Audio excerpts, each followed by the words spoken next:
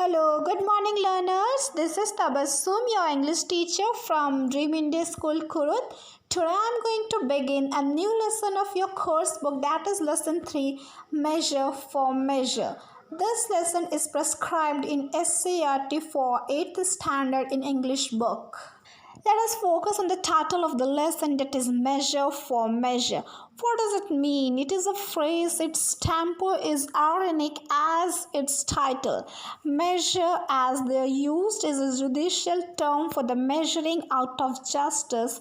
Hence the title means justice for justice, or you can also say tit for tat. So Measure for Measure is basically a story. In this video, I am going to narrate the first part of the story.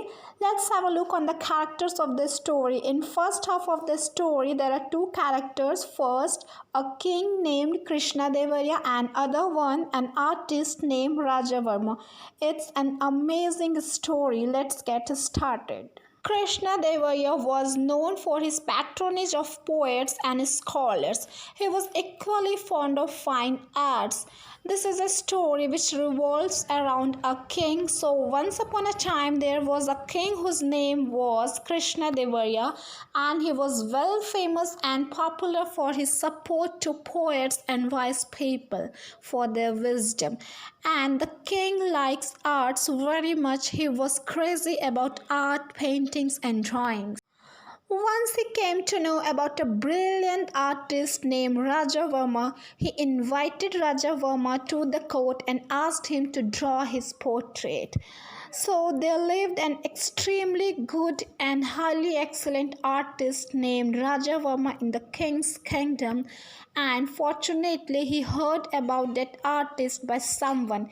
Then the king called Rajavarma to his gathering and asked him to draw his sketch.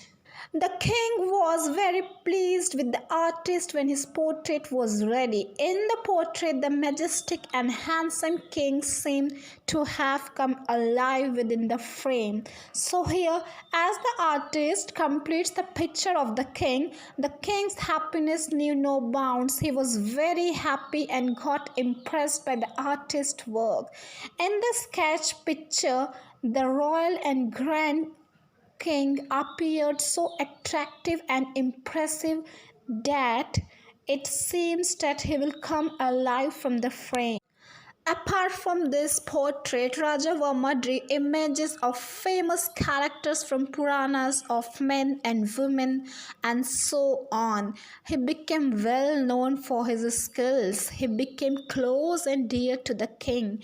So do you think that the king rewarded him? You know what happened next? In addition to the king's portrait, Rajavarma made a sketch of many popular faces of that time. Very soon he became famous and known for his extraordinary talents. No sooner the artist became very special and close and dear friend of the king. Overwhelmed by joy, Krishnadevarya called the artist and asked him what he wanted. When Rajavarma did not reply, the king, on the spur of a generous impulse, rewarded him with chief ministership. So what happened next? The king was so emotionally attached to Rajavarma's work, and he was quite happy and impressed by his fine arts and hard work. So he called him and asked his desire, that what he wants. Rajavarma failed to disclose his wish in front of the king, so the king took the decision to honor Rajavarma with chief ministership of his kingdom. So this was the first part of the story. I hope you enjoyed it, and if you want to know and excited to know that what happened next, then watch the